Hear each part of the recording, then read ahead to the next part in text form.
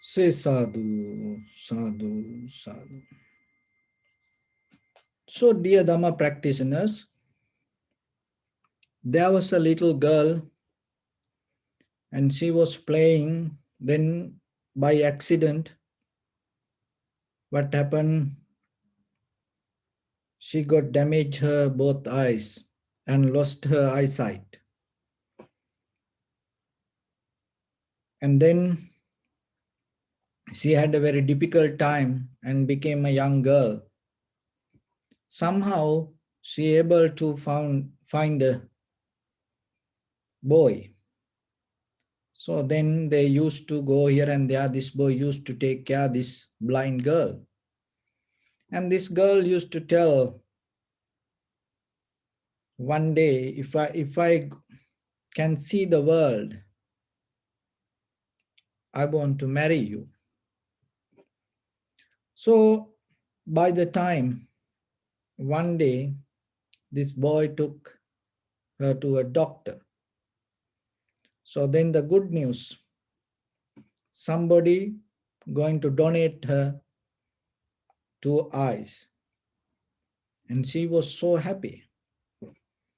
And then the surgery done, and she got her eyes back and saw that the world is so beautiful. And then what happened? The boyfriend, and she looked at him, and he was blind, and she didn't know that for all this time. And now what? Now she start to enjoy the world in nature beauty, and day by day this blind boy became a problem. So then after a few days, she told him, anymore, we cannot be together.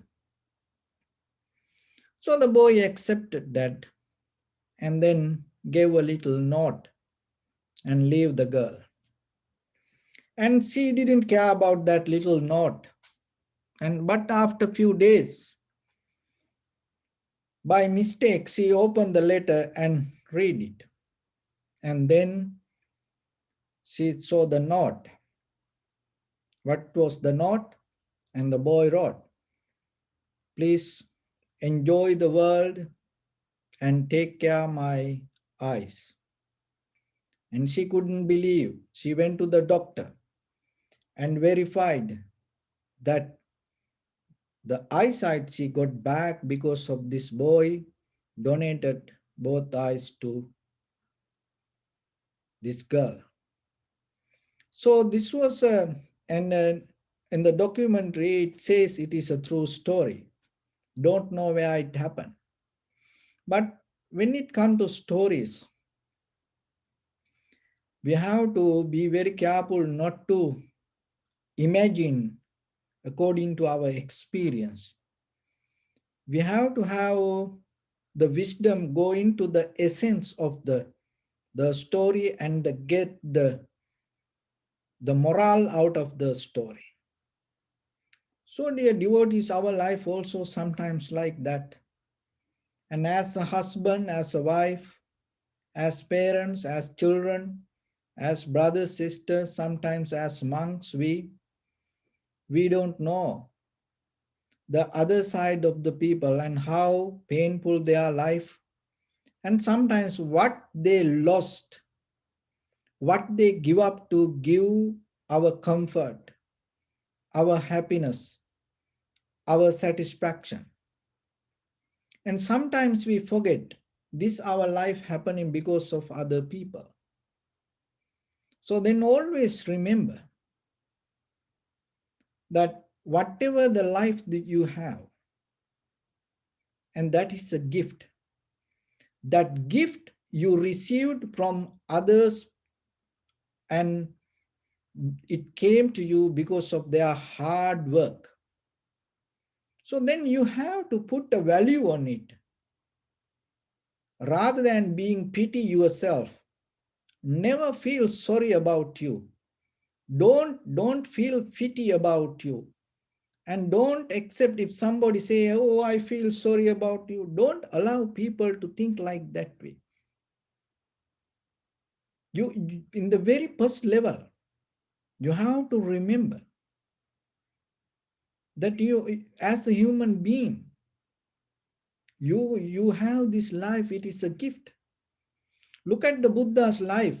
Millennials to the beggars, kings to the just ordinary people. Everyone came to Buddha. And Buddha never criticized anyone. And Buddha never felt pity regarding anybody. Buddha never felt sorry regarding anyone. And he always helped as much as he can. And according to that person's wisdom. And Buddha showed the ways him to or her to uplift their life. So then remember, whatever the religion you practice, whatever the book you read, whatever the person you listen, and always remember, and whatever the advice you follow, and if it is never allow you to believe yourself as a productive person, or if it is doesn't bring any message to empower you, you have to be very careful. Always remember that. So when it comes to the Buddha's in that community of the Sangha, the each other, that's everywhere, always, we empower each other. We share ourselves, we empower each other to move forward towards the spiritual success. So in day-to-day life, remember, conventionally, sometimes that whatever other people sacrifice for you, so then you have certain responsibilities to become a better person. That becoming a better person means that you conventionally and especially your inner life. So sometimes we kind of like we build up prison ourselves. We become very limited to us. We build up the prison. We caught up our own imagination. So the Dhamma is a tool take you out of that prison or your imagination. So imagine and recognizing something not going to take you to reality. Remember. But through the practice of this meditation, day by day, it cultivates your mind. It cultivates your heart to reach to the reality of life. That is where you understand the beauty. That is where you understand the gift of this life. So then always remember that your life is gift from others. You have responsibilities to take care of it. And once you take care, and out of that, you always have to pay the respect to others. And you always have to share your life with others. And you always have to appreciate without any condition or without any limitation. And when there is opportunity come for you to do something for others, always remember to do your best. And that way, you become an equalizer. So because you received something and at the same time you share something. And there's nothing to hold. Then you become free from that grief. Otherwise, if you hold it to that, if you go with it, if you die with it, remember, somewhere you have to pay for that.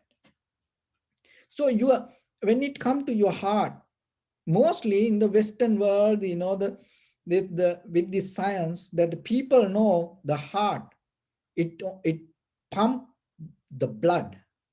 That's how they know. The heart 24/7 pumping the blood.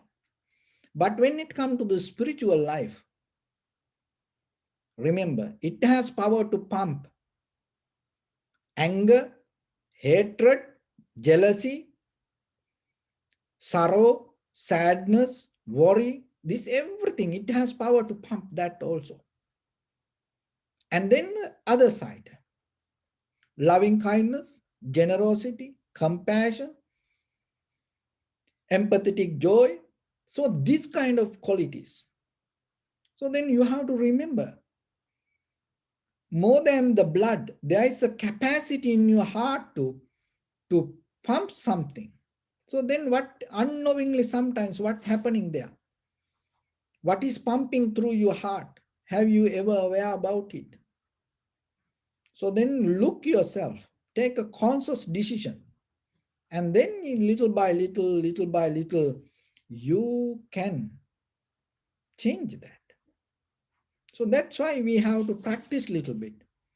Because just by imagining ourselves, just by thinking ourselves, it's not going to take us out of this journey. It's going to empower this journey day by day, day by day. We don't want to do it. Why? Because this journey itself, this is the only thing keep happening again and in different form.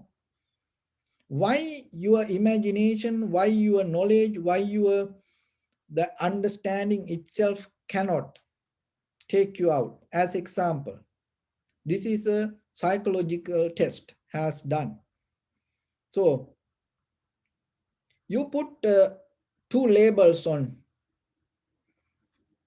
empty bottles. One is sugar, one is salt.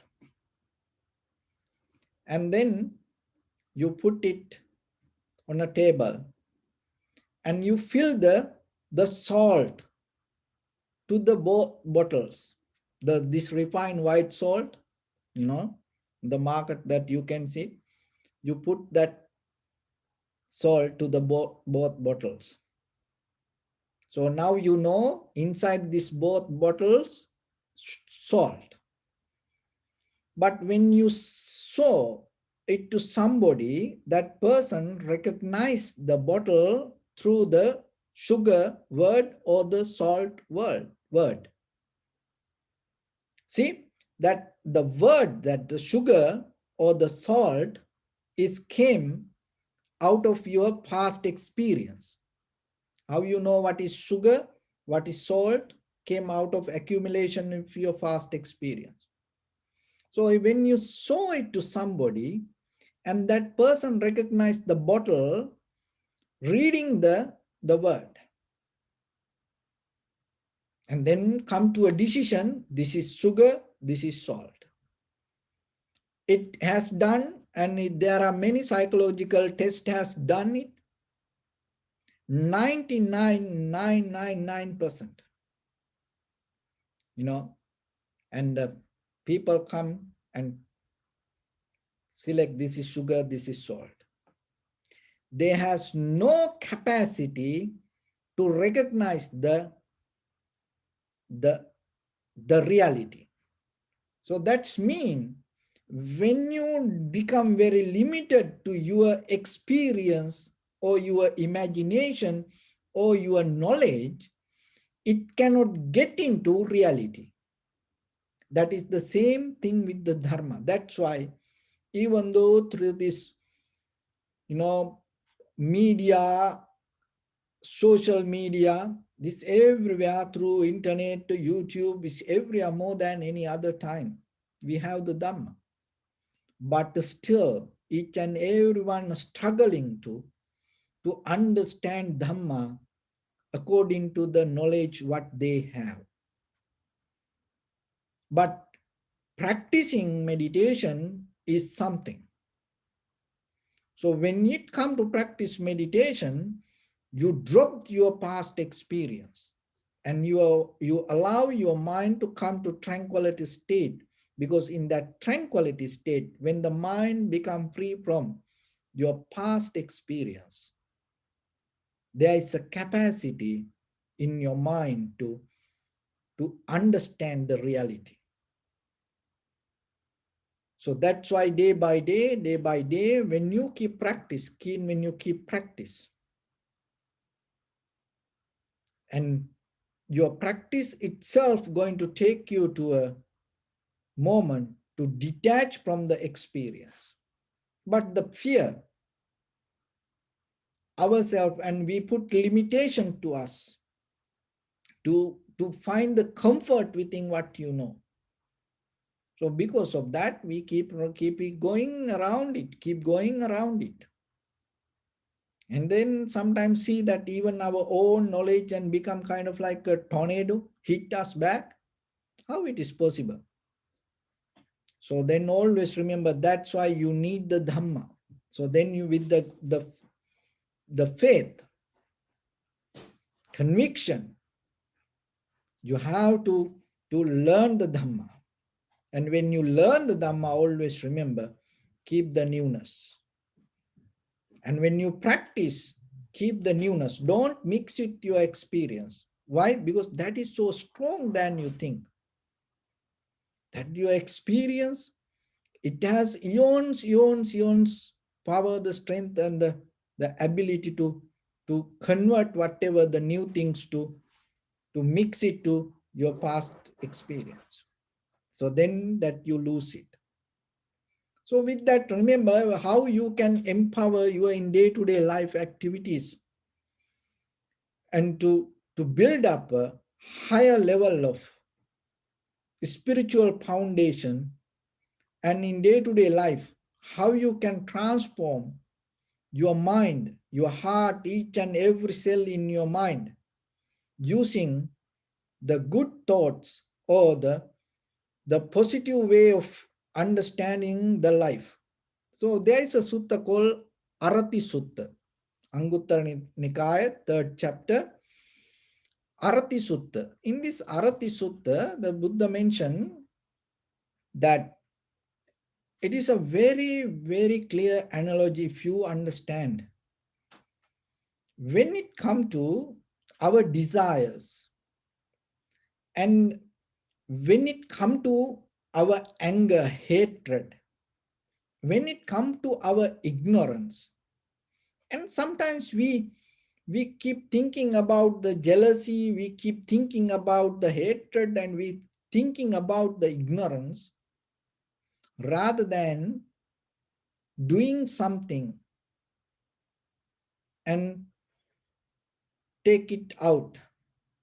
So if you keep thinking about your anger, hatred, jealousy, ignorance again and again, what will happen? It becomes stronger. So as example, anger. If you become worried about your own anger, sometimes people come and say, Venerable or Bhante, I get angry. So it is a problem for that person. And he knows about it. And then try to, and struggling with it to do many things, and maybe counting 1 to 10, holding the breath, and doing many kind of things and chanting a mantra, like that, and thinking about the anger. So then the main subject become the anger. And out of that anger, holding that anger, and then keep doing everything, but the anger becomes stronger. The jealousy, the same. Ignorance, the same. If once the ignorance become the epicenter or the subject, so whatever the things you do around it to cover up it, it doesn't work. Your ignorance becomes stronger. So in this Arati Sutta, what the Buddha mentioned, that Arating Pahaya Mudita Bhave Tabba. So you have to practice this count action. And when you practice the count action, you should not focus to the main problem. So as example, when you have a disease, you go to the doctor. So then doctor give the medicine. So if you keep reflecting on that, whatever the disease or the pain you have, then what will happen? You're not going to get out of it. But if you take the medicine and if you trust the medicine and if you believe it, and if you have the faith towards the doctor and you trust the doctor and the medicine, and you keep taking it, if the doctor is right, if the medicine is right, what will happen? you're going to get out of the problem. You're going to get out of the pain. So same like, and we all know that the greed, hatred, and the delusion sometimes giving us unnecessary problems. We know we have it. But the thing is, we take it as a problem and we hold it rather than practicing solutions. So in this sutta, what the Buddha said, arati means the lust, the strong desire. And when the strong desire become the subject, and out of that, if you try to do whatever, even you go to the jungle, thinking to beat it up, you cannot do it. And then it become more and more and more stronger. So then what do you have to do? So you have to practice the empathetic joy and looking others' success. You have to be happy. Let your jealousy to be there. Don't bother it. Don't try to struggle it. Don't try to go and have a boxing fight with your jealousy. You cannot overtake it, like fighting with the same energy. It cannot do. Only thing, then develop the other side, day by day, day by day.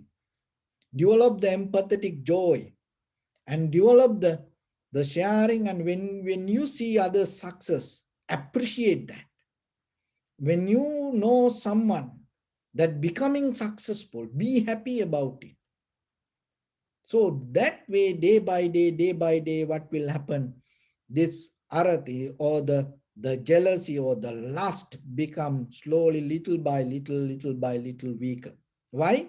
Because you uplift the other side of it. But without doing anything, if you hold this as a problem, it never going to go. It's going to become more powerful. Why? Because you're thinking about it. And then you become a prisoner to that. So then the next one, vihinsa. So vihinsa pahaya, avihinsa bhavetabba. How you can get out of this, that vihinsa, or the anger, or the kind of like the very difficult, hard reaction and giving pain to others and putting others in trouble, and physical and developing physical and mental pain and environment around others. How you can get out of it? And start to develop the avihinsa and develop the compassion and develop the loving kindness in you. So when you develop it day by day, what will happen? Eons by eons, whatever you collected, that the dark nature in you going to go away. Why? Because your light becomes so powerful, especially in this human world, as a human, that with the very conscious mind, when you take that kind of decision, it has so much power. Because in the samsara, sometimes we have done things unknowingly, but now you have the wisdom. So then you have to use it and build up that, and never come to a point to that hurt anyone. Never come to a point to give a hard time to anybody. So that way you slowly get out of that. Then the adharmacharya, physically, mentally, verbally, sometimes we come to a point to do things meaningless. That out of that meaningless, pointless work, what will happen? We get into tangles. And once we get into tangles, that tangles can be inner tangles or outer tangles. Inner problems or outer problems. So then what you have to do when it come to your bodily, verbally and mentally action, and find a meaning for that. When it come to find a meaning for that, the most important part, remember, you are a valuable person. Put a value on you first, and then have a purpose. So that's why that this Buddha's followers, we keep our mind in the highest place as a nibbana. So then you have the higher purpose. So you put a value on you as a human being, and then you have a higher purpose. When you always in that path, so whatever you perform out of your bodily, verbally, and mentally action, and you can find the meaning. So when you able to find the meaning like that way, whatever good for you and good for others with your bodily, verbally, and mentally action, and it will little by little reduce that all the demerits that we accumulated in the samsara, that all the unnecessary, unprofitable skills that we accumulated to us slowly going to go away when you develop all the profitable skills in you. So rather than struggling with the dark side, start to build up your light in your heart.